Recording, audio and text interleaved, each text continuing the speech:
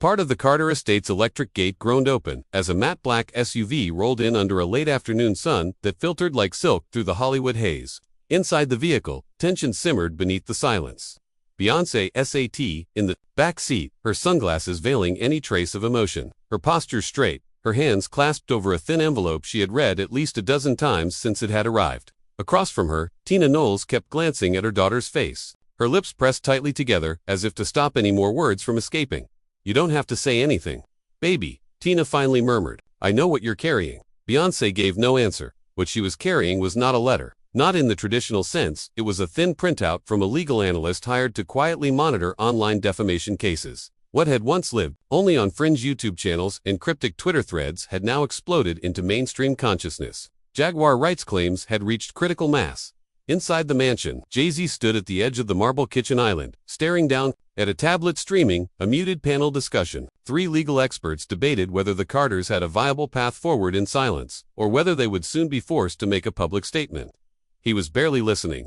His eyes were fixed on the Quran that kept circling below the talking heads. More insiders confirm Sir Carter's condition. Is Beyoncé hiding the truth? Blue Ivy sat nearby, sketching silently in a notebook, occasionally lifting her eyes toward her father. She didn't ask questions, she knew not to, but every now and then, her gaze would flit to the hallway where Rumi had been giggling earlier with her nanny, and then to the space where her twin brother Sir usually stayed. That space had grown quieter in recent weeks. Not because Sir wasn't there, but because the energy around him had shifted. The hush was no longer protective. It felt strategic, isolating. Upstairs, Rumi's bedroom buzzed with quiet activity. The stylist had just finished fitting her for a designer jacket, something light and pink for an upcoming mother-daughter fashion shoot. The room smelled like vanilla lotion and fabric starch. The stylist gushed as Rumi twirled in the mirror. "You're going to melt everyone's hearts. You know that, right?" Rumi beamed. She loved the attention. But as the stylist left, and the door clicked shut behind her, the little girl's smile faded a bit. She walked to the edge of her bed and looked across the hallway, where Sir's door stood ajar. She stepped into his room without a sound. Sir was sitting on the floor, surrounded by tiny mechanical parts. A small robot he'd been building was half assembled, its blinking eyes twitching with life. His noise-canceling headphones were around his neck. He didn't look up when Rumi entered. She sat cross-legged across from him and watched him work. For a long moment. "You're not coming to the shoot?" she asked quietly. Sir didn't respond, but his fingers stilled for a beat. Then, just as quietly, he shook his head. Rumi leaned closer. "Is it the lights again? Or too many people?" Sir's shoulders lifted a little, barely a shrug. "I could tell Mom to cancel it," she whispered. Sir looked up then, just for a second. His eyes were dark, intelligent, unreadable. Then he glanced back down and continued twisting wires into place. Rumi stood up and tiptoed out of the room, gently shutting the door behind her. Behind her back, her fingers trembled a little. Downstairs, Beyoncé had entered the media room with Jay. The silence between them pulsed with all the words left unsaid over the last 2 weeks. Finally, she sat beside him, watching the headlines roll across the TV screen. "She named our son," Beyoncé said quietly, "Jaguar." She spoke his name out loud. That was the line. Jay-Z didn't look at her. There was never going to be a line for her. "You know that. Do you think they'll come for Rumi next?" Beyoncé asked. Jay-Z's jaw tightened. "No, they'll keep circling, sir. He's the anomaly, the mystery." They sat in silence again until Jay-Z finally turned off the screen. "We can do a controlled interview, something with Oprah or Gayle. You say what you want, and then we shut it down." Beyoncé stood slowly. "No, not yet. If I speak now, I validate her." Jay-Z watched her walk away. In a small studio in West Philadelphia, Jaguar Wright sat across from an indie journalist recording a podcast that had tripled in downloads since the Carter scandal erupted. Her voice was calm, deliberate. "People act like I'm making things up because I don't sugarcoat," she said. "But all I'm saying is, if you're going to show one twin to the world and hide the other, you better be prepared to explain why." The journalist leaned forward. "So, are you saying Sir Carter is?" "I'm saying," Jaguar cut in, "that he's brilliant. But brilliance can scare people who only know how to sell beauty." The journalist hesitated. "Are you afraid of being sued?" Jaguar laughed, low and slow. "They won't sue, because if they do, they'll have to talk. And talking is the last thing they want to do." At the Carter mansion that night, a family meeting was called. Beyoncé, Jay-Z, Tina, and the family attorney sat at the long wooden table. Blue Ivy joined late, and Rumi sat beside her. Only Sir was missing until Beyoncé called him down herself. He stood in the doorway, eyes darting from face to face, then slowly walked in. "We need to talk about what's being said," Jay-Z began, his voice softer than usual. Sir sat beside his sister, nodding slightly. For once, he didn't look afraid, just curious. They're saying things about you, baby, Beyoncé said gently. And we need to decide together how much we want the world to know. Sir tilted his head. Do we have to tell them everything? No, Beyoncé said, but we have to tell them something. Rumi reached across the table and took her twin's hand. Sir looked down at their joined fingers, then said, "Can I show them the robot?" Beyoncé blinked. "What robot?" "The one I made. For the science fair. The one that solves mazes." Jay-Z leaned forward, smiling despite himself. "You made a maze-solving robot." Sir nodded. "I want to show them that. Not a picture. Of me, just that." And just like that, the room shifted. A new story had begun writing itself, not one of silence, or perfection, or damage control, but one of truth. Even if it was told through wires and blinking lights. Weeks later, the first step in that new story quietly dropped on Beyoncé's official website. No press release, no fanfare, just a single video uploaded to the Family Moments section. Unlisted but quickly found by the internet's eyes. The thumbnail showed a small metal box on wheels navigating a homemade maze of cardboard and painter's tape. The caption underneath, read only, Sir's Mazebot, age 7. It didn't take long to go viral. There was no sign of Sir himself in the footage, no wide-angle shots, no voiceover, not even a name spoken aloud. But the message was crystal clear. In under 2 minutes of jerky, handheld footage, Sir Carter introduced himself to the world on his own terms, not as a brand, not as a prodigy, not as a celebrity, but as a curious mind, with a steady hand and something to say without speaking a word. The reaction was immediate and vast. Comment sections exploded with awe and confusion. Fans and critics alike dissected every frame for hidden meanings. Was this a quiet way of confirming Sir's rumored neurodivergence, or just a soft unveiling of a child long kept behind the velvet rope? Then came the media op-eds, a new era of Carter transparency. Sir Carter's robot says more than a press conference ever could. Is this Beyoncé's way of controlling the narrative, or finally letting go? For Beyoncé, it was both. The same day the video dropped, she canceled a private interview scheduled with a legacy network host. "We gave them what matters," she told her team. "No more, no less." But inside the family, the tremors hadn't quite settled. Blue Ivy was old enough to understand the stakes. "So we're just giving them a piece of him," she said quietly, that night at the dinner table. "But they'll still want more. They'll always want more," Jay-Z said. "That's the game." Sir, however, seemed unfazed. He ate his chicken nuggets quietly, eyes scanning a book about early spaceflight. If he felt the world's gaze tightening around him, he didn't show it. Rumi was the one who asked the question none of the adults had been able to form yet. Will people stop saying he's broken now? No one answered right away. Tina Knowles cleared her throat and reached for her granddaughter's hand. "Baby, people who are loud about lies usually get quieter when they see the truth." But the truth was louder than ever in other corners of the internet. Jaguar Wright wasn't retreating. In fact, she doubled down, posting new videos with fresh accusations, not just about the twins, but about former nannies, silent NDAs, even footage she claimed to have seen from deep inside the machine. "They showed you a robot," she said, holding up her phone during a live stream. "But did they show you the child? You gotta ask why." Elsewhere, emboldened by the sudden spike in his social media followers, had started posting cryptic messages again. One tweet simply read, "They used Sir to sell silence. I see the game." That post alone got over 3 million views. Jay-Z, pacing, alone in the backyard, under the stars, made a call that night to their attorney. "If the keeps pushing, we need to move first. No more whispers. We file preemptively. Harassment, defamation, whatever sticks." But Beyoncé had already walked out onto the lawn, barefoot, hair in a scarf. She stopped him with a glance. "He's baiting us," she said. "Let him scream into the void. We don't move unless there's real risk." Jay-Z studied her. "And how do you know when it's real?" "I'll feel it."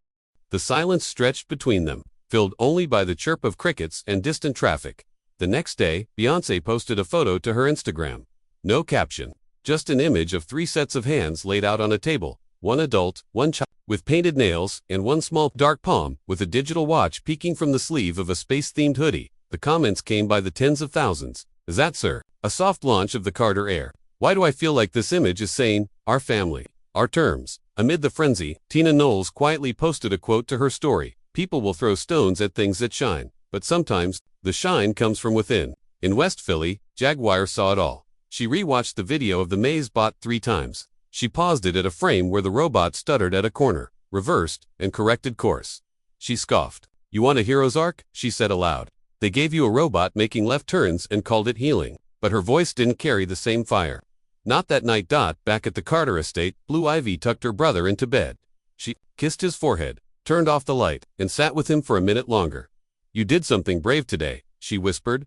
Sir blinked sleepily. "I didn't talk. You didn't have to. she said, and somewhere in the darkness, a tiny red LED on the robot's forehead blinked twice, then went still. Back in the corner offices of Parkwood Entertainment, the mood was subdued. The blinds were drawn, the light dim. A bottle of untouched water sat sweating on the desk beside a silver iPad that had been buzzing for hours, its screen filled with news alerts, trending hashtags, and text after text from concerned advisors. Beyoncé hadn't moved much. Her posture was fixed, chin resting lightly against clasped fingers, eyes locked on a muted newsreel, looping silently on the wall-mounted television. Every frame that featured Sir's name, or worse, his face, made her flinch slightly. Behind her, a thick file folder lay open on the table. Private assessments, neurodevelopmental therapy reports, progress charts. Only a few people in the world had ever seen them. And now, someone had clearly talked.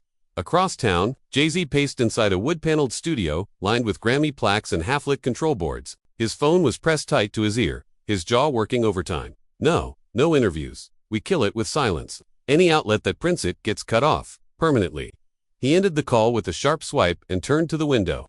The view was flawless, a city skyline glowing like gold in a snow globe. But for the first time in decades, he felt vulnerable, like the fortress they'd built wasn't as airtight as they believed. Rumi, meanwhile, was humming softly to herself in the family's lush indoor garden, her fingers tracing the veins on a waxy green leaf. She didn't know the full extent of the online storm brewing around her family, but she could sense the tension. Adults whispering in corners, security guards who stood a little closer than usual. Her brother wasn't with her. He almost never was. Sir had taken to spending more time with the older woman who came on Thursdays, the one with the big smile and soft, laminated charts. They talked about numbers and blinking patterns. Sometimes he cried when she left. Jaguar Wright's latest live broadcast had gone viral within minutes. Framed in low lighting and filmed at a strange angle, her voice trembled with a strange mix of fury and certainty. They've been hiding that baby, and y'all know why. You can't sell an empire on perfection and then show the world something you think they'll label imperfect. But that boy ain't broken. That boy just different. She leaned into the camera. And if you got to bury the truth to protect your money, then maybe you ain't fit to be a queen. The backlash, of course, was immediate. Public opinion split down the center. Some decried Wright as unstable, a known sensationalist with an axe to grind, but others started asking questions. Questions the Carters had spent years and a reported $14 million in PR strategy avoiding. And yet, in the swirl of commentary, one name kept resurfacing like a broken record. Sir Carter, or more specifically, where is Sir Carter? The answer wasn't simple. He was here, alive, safe, deeply loved, but his world was not like theirs. Loud noises hurt, fabric textures mattered. Eye contact came and went like lightning strikes. Brief, intense, unpredictable. And though his words were few, when they came like poetry. The Carters had known early, knew it when he flinched at clapping, when he didn't speak by 3, when he fixated on a spinning record for hours without moving. The specialists confirmed it gently, then definitively. Autism, high functioning, but nuanced. A private diagnosis, turned lifelong compass. It wasn't shame. Not really. It was fear of misinterpretation, of weaponized headlines, of vultures in comment sections. The industry that had made them kings and queens would be the same one to strip them naked, for ratings if given a chance. And in the echo of that possibility, they chose to protect. Maybe too much, maybe not enough. But now, it was out. Tina Knowles sat down beside Beyoncé on the sectional. She placed one hand on her daughter's back. You can't hide sunlight, baby, she whispered, even when it stings your eyes. Jay-Z was still on the phone, calling in legal favors, damage control, NDAs, risk mitigation specialists. But he stopped mid-sentence when Blue Ivy knocked on the studio door. She stood there in sweats, no makeup, holding a Polaroid picture of herself and Sir at the aquarium. He was smiling. Not big, but real. Blue held up the photo like a flag. We should post it, she said. If you're always quiet, people fill in the blanks themselves. He stared at it. He didn't say no. Later that night, as the household dimmed into quiet, Beyoncé opened her phone. She hovered over the photo Blue had sent to her from the studio. Sir, standing beside a jellyfish tank, light bouncing in waves over his small, curious face. Her finger hovered over the upload button. Somewhere far away, Jaguar Wright posted again. This time, just a single sentence. Truth always comes out, one way or another. And in a private group chat between entertainment lawyers, crisis consultants, and executives, one message quietly lit up. The next target is already in motion. They're moving fast.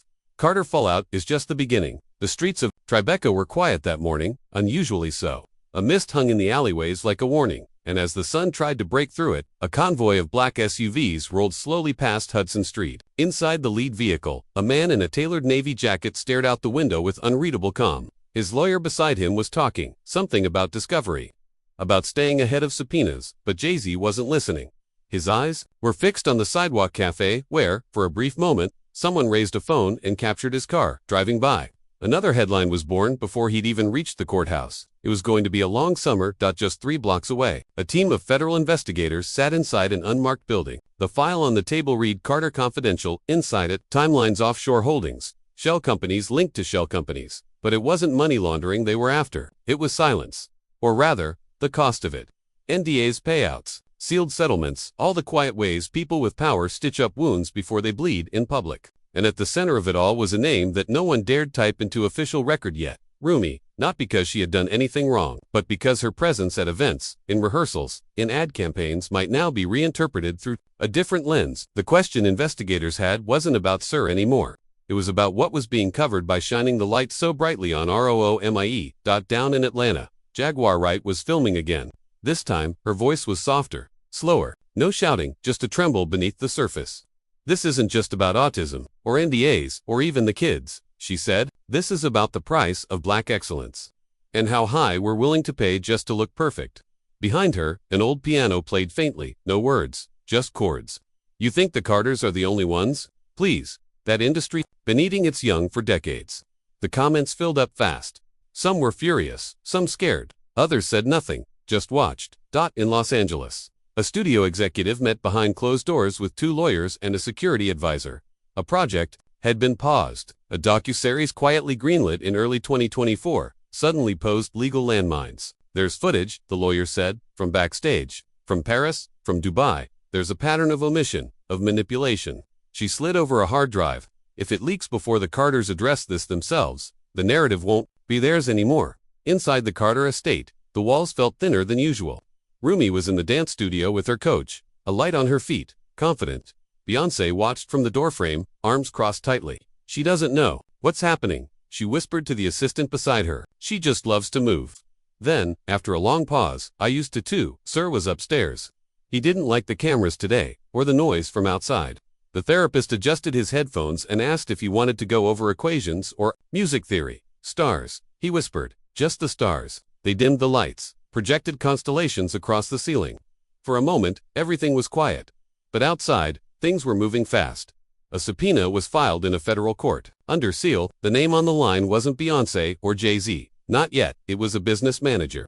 But the documents requested spanned 20 years of Carter family records, travel manifests, campaign finances, private school donations. The feds weren't asking about music. They were asking about access, who had it, how it was used, and what it bought. Back in New York, Jay-Z met privately with an old friend turned fixer. "You knew this day would come," the friend said. "The only question is, do you control the story, or do they write it for you?" Jay didn't respond. He just looked down at the chessboard between them. A queen had been knocked over. In the dark, early hours of Sunday, Beyoncé posted a single photo to her Instagram. No caption, just Sir, asleep on her shoulder, clutching a stuffed rocket ship.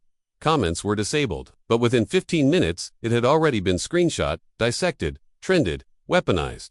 1 hour later, Jaguar Wright went live again. No yelling, no accusations. Just one sentence. "The mask is slipping. What comes next is truth." That Monday morning, long before the tabloids could refresh their front pages, the real storm had already begun. A string of encrypted texts, pulsed through a secure channel used by a handful of high-level publicists. Each one a variation of the same alert. "Prepare." The story is expanding. In an office overlooking Madison Avenue, a crisis consultant put down her cappuccino and reached for a file labeled Carter Emergency Protocol. She'd written it herself in 2017, just after the twins were born. She never thought she'd have to use it. Meanwhile, a grainy 7-second clip began to circulate on the dark web, a video no one could verify, showing what appeared to be Sir Carter during a therapy session in a soundproof room. Surrounded by specialists, there were no faces, no voices, just movements, rhythmic, repetitive. A boy clapping softly in a pattern that only he seemed to understand. And then, the camera cuts.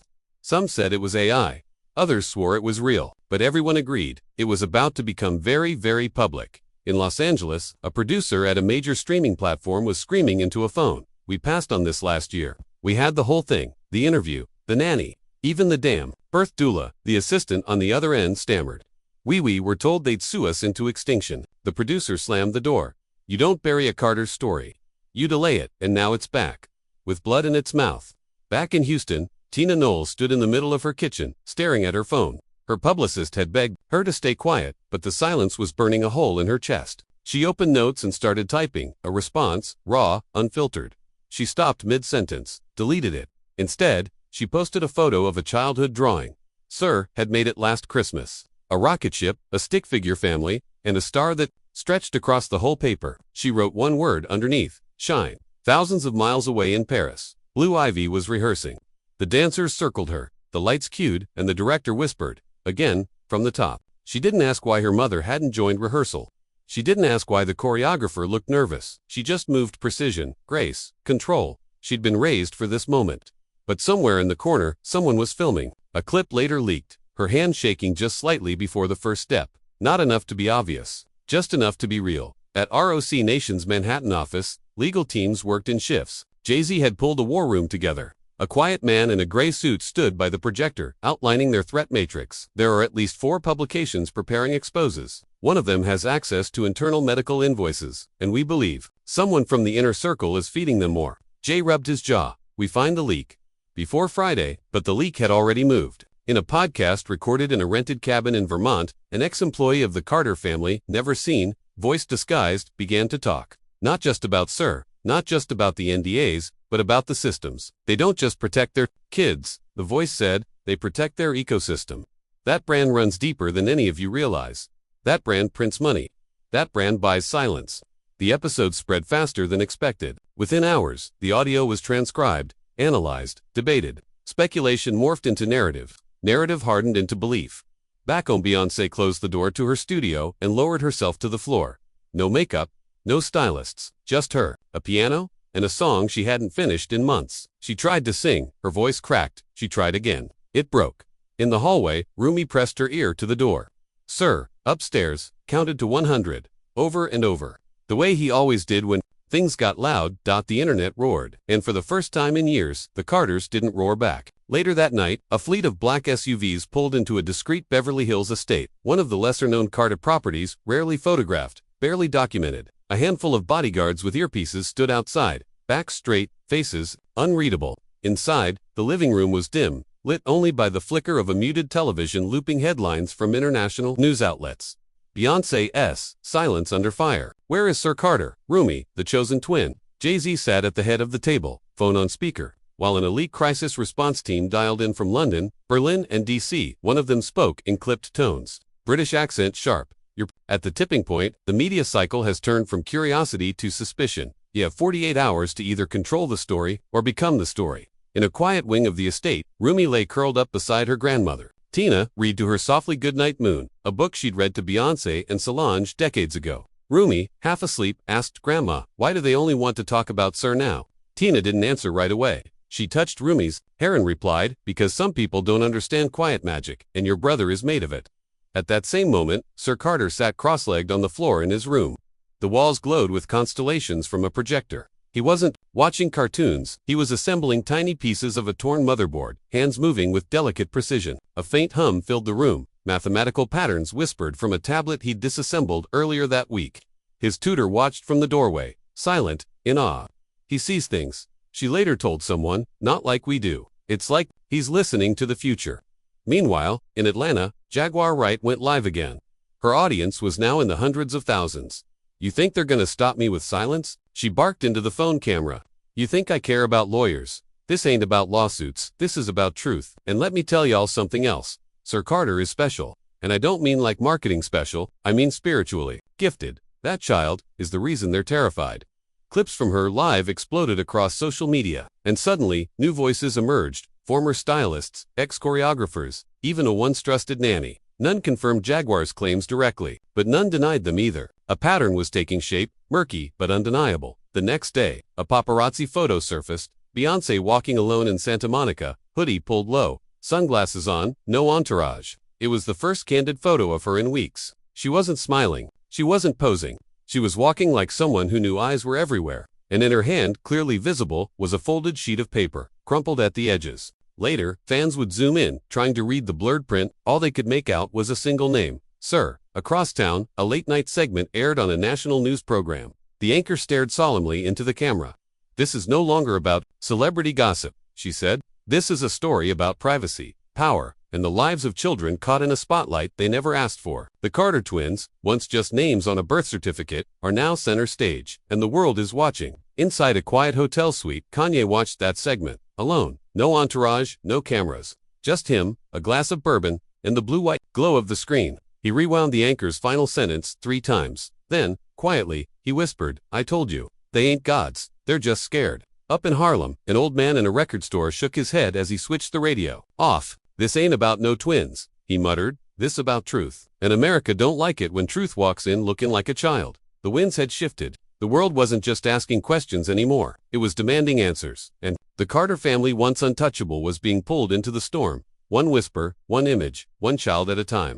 That morning, a clouded sunrise broke over Calabasas as a convoy of limousines pulled into the discreet back entrance of a private clinic nestled between a eucalyptus grove and a dry hillside. No paparazzi and no GPS ping. The building itself didn't even appear on maps, and yet, inside, it was humming with quiet activity. A nurse tapped at a touchscreen terminal while 2 suited men in sunglasses loitered near the elevators, not speaking, just watching. And on the top floor, under biometric lock, a confidential meeting was underway. Jay-Z stood beside a neurologist from Zurich. Across the polished glass table sat a child behavioral specialist flown in from Kyoto. The language of the meeting was clipped, clinical, and cold. They were reviewing the most recent neurodevelopmental report Sir Carter's. His cognitive mapping was off the charts. The doctor from Zurich even used the word nonlinear brilliance. But the behavioral data, isolated, inward, distant. "He sees everything," the Japanese specialist said slowly, but chooses silence. Jay-Z didn't say much. He nodded once, closed the folder, and stared out the window. Outside, the grove swayed. Sir's security team waited by the private exit. The child, unaware of the meeting, sat quietly in a nearby room, stacking translucent blocks into geometric patterns that made no architectural sense until you looked. Again, they resembled data clusters, algorithmic bridges. Meanwhile, Rumi stood on a soundstage back in LA, cameras trained on her for a new Ivy Park campaign. She grinned, twirled, hit her marks. Everyone clapped. Her confidence was luminous. But behind the lens, Beyoncé's jaw was tight. She watched her daughter perform, eyes sharp. The smile on her face never quite touched her eyes.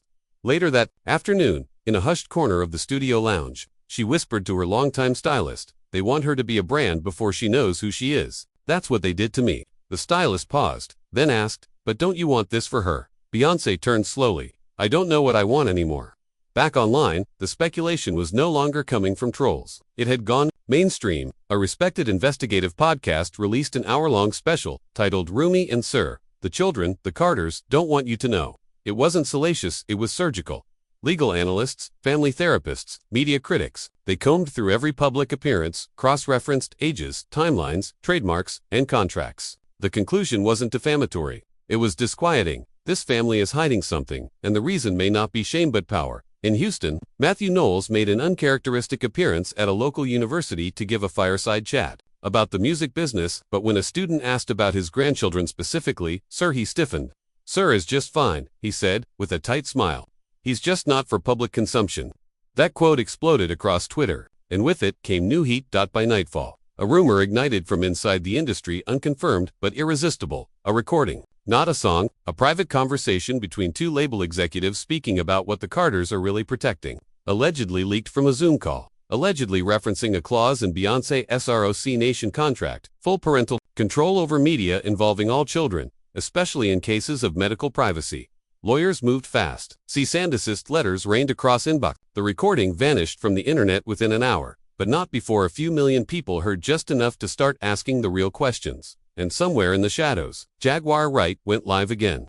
This time, not from her usual apartment. She was outside under a tree, wind rustling in the mic. She wasn't yelling. She looked tired. Her voice was calm. "They know what they did," she said. "I ain't here to destroy nobody, but I'll be damned if I let them erase a child just because he don't fit their brand. Sir Carter is not broken. He's gifted, and they're scared of what he could become if the world sees him." That clip was the match. Across message boards, TikTok feeds, private chats, the narrative began shifting, not against the Carters, but against their silence. And slowly, people began to wonder, what if the truth wasn't ugly? What if it was simply inconvenient? Back at the estate, Blue Ivy walked alone down the long corridor lined with Grammy plaques and platinum records. At the end of the hallway was Sir's room. The door was ajar. She stood there a moment, uncertain, then knocked lightly.